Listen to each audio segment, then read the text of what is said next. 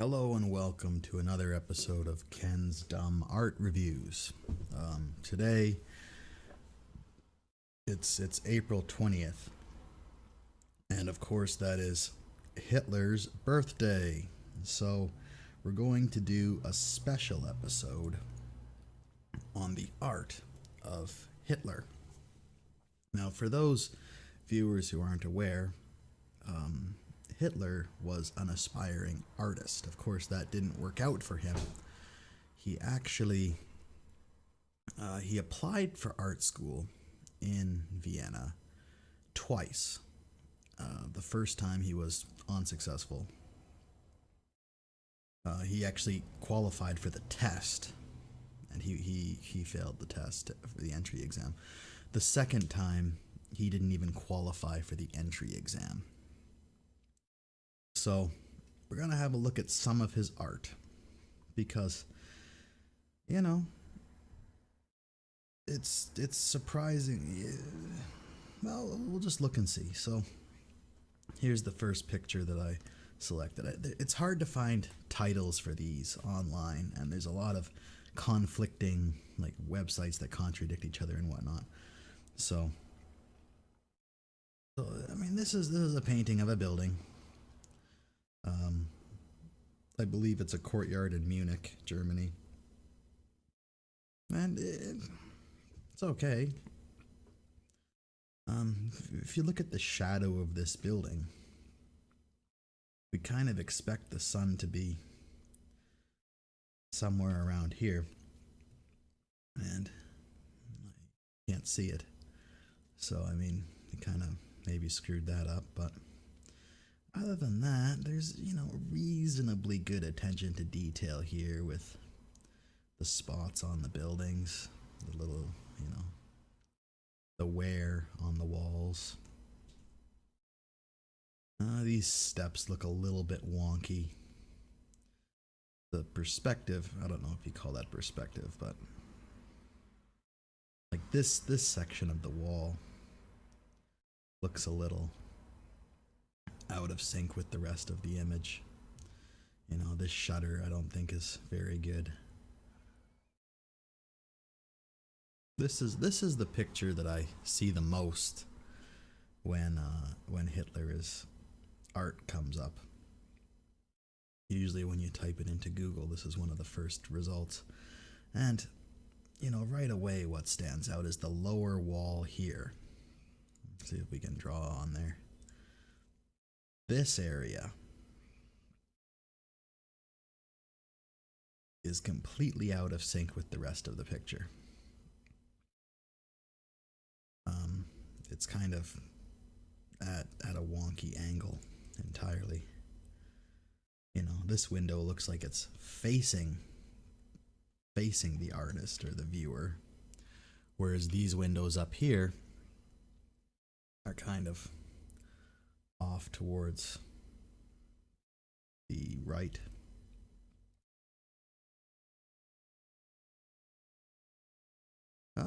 And yeah, I mean, most of his works are architectural works. They're just paintings of buildings. This actually looks like a minaret for a mosque, or I don't know if it's a minaret, like a tower. I mean, I've been through Eastern Europe and North Africa, and especially Islamic parts of Eastern Europe like Bosnia. That's what this reminds me of. Maybe a building near Sarajevo or something. And the red roof, especially if you look at pictures of Sarajevo, all the buildings are white with red roofs. So I'm thinking that this is somewhere in the Balkans. And again, just a nice painting of a building. And again, you got a streetcar there. And buildings. More buildings. More buildings. Oh, we've already seen that one. I put that one in twice. I'm not doing a very good job here. More buildings.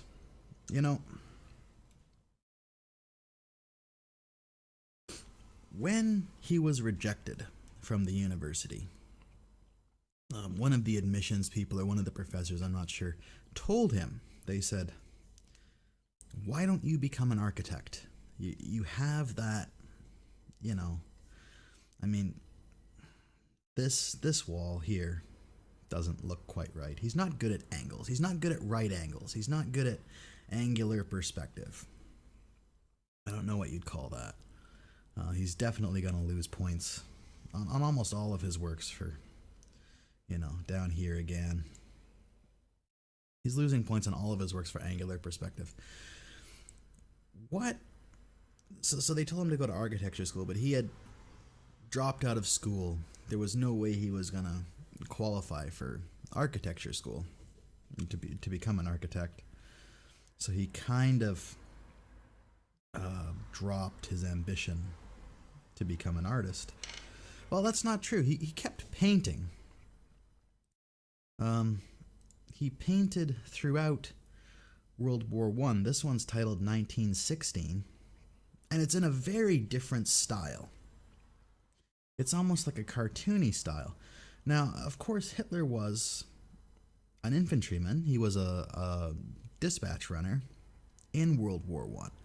So he had firsthand knowledge of what the front lines looked like. He spent time at the front lines. He was injured more than once.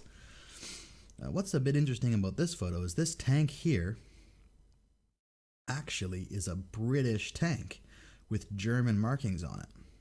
And the Germans used captured British tanks as much as they could, obviously, because British tank production wasn't well automated, but they had assembly lines going. Tanks were coming off the line at a predictable rate. The British were manufacturing tanks at a good pace. German tanks were built by hand. They were coming out very slowly. In a lot of ways, they were superior. They were larger. They had better guns, but they required a lot more crewmen to operate. And they were huge, big targets. So the Germans tried to capture British equipment. And it's interesting that we see that captured in the artwork here as well. So even your lowly German foot soldier would see, captured British equipment. And this one was painted in 1918. And it looks, like it's a faithful representation of what war-torn Europe would have looked like. I mean, I've personally been to countries in the recovery stages of civil conflict in Eastern Europe and Western Asia, and that's how it looks. You go through sections of towns that are just completely obliterated because these are poor countries. They didn't have money to rebuild. They just left the old buildings, and they're still there. You can go see them today. They're just abandoned, and they've been left. And it's cheaper to build new structures than it is to repair the old ones. So, even in a lot of Eastern European countries, you can drive through and see trashed buildings. Well, not a lot, but Ukraine, Georgia, to some extent in the Balkans, there's still a lot of damaged buildings like this. Bosnia, Serbia, Croatia. One thing, the rest of his art aside, one thing that he definitely did contribute is the physical design of the first Volkswagen car. And there it is right there. It was a sketch he made. If you believe the story, it was a sketch on a napkin at a cafe. And he just kind of handed it off and said, "Here, build this car." I think there was probably a little more to it than that. But if you look at it, it looks a lot like.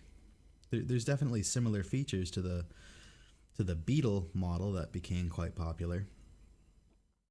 This was, of course, not the Beetle. It was the precursor to the Beetle. I forget the name of it right now. But anyway, so to rate Hitler's artwork, well,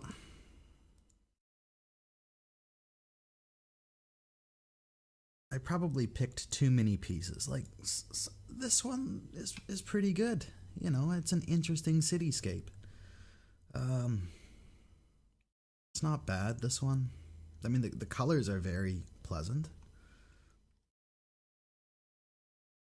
I think honestly, he would have been better off maybe with a camera. It kind of looks like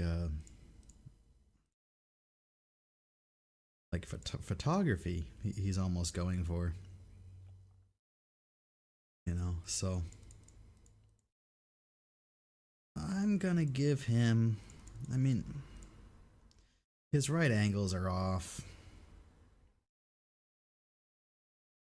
Some of his shadows are kind of in the wrong place, although it's hard to tell. I'm probably gonna give him. See, look at this one. See, we've got the shadow here. There's obviously a tower somewhere to the left here, but nothing else is casting a shadow. We zoom in. This tower, whatever it is casting a shadow. There's no shadow around this wagon. None of these people are casting. It's just he's really got the detail on the buildings down, but everything else is a bit sloppy. And the angles are sloppy. You know? Like, if the shadow's being cast here, the sun is almost behind the viewer. So, wouldn't these bushes be casting a shadow up here? It's hard to tell. It's hard to tell. But there's an image he did, or a picture he did with people, and you don't see a lot of people in Hitler's art. I mean, you see like kind of little stick figures like this here too. I mean, they're kind of an afterthought. But this is supposed to be a portrait of Mary and Jesus. And I don't know what this is. This very very well could be damage to the canvas. Or maybe it's just careless brush strokes. I don't know. And the faces are okay. Nothing really that special. I think we're gonna have to give Hitler a 6 out of 10.